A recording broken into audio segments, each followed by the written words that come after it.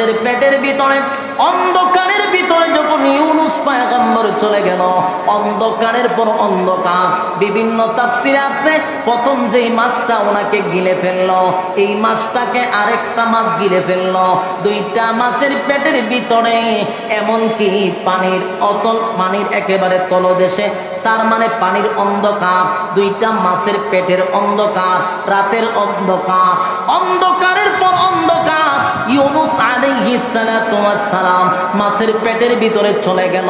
আল্লাহ বলেন, মাছরে আমি গিলার অনুমতি দিলাম, হজম করার অনুমতি দেই নাই। আল্লাহ মাছের হজম শক্তি নষ্ট করে দিল। ইউনুস আলাইহিস সালাতু ওয়াস সালাম মাছের পেটের ভিতরে যখন চলে গেল, অন্ধকারের ভিতরে অন্ধকার। ইউনুস নবী মাছের পেটের ভিতরে যাওয়ার পরে বুঝতে পারলো আমি অন্যায় করে ফেলেছি, অপরাধ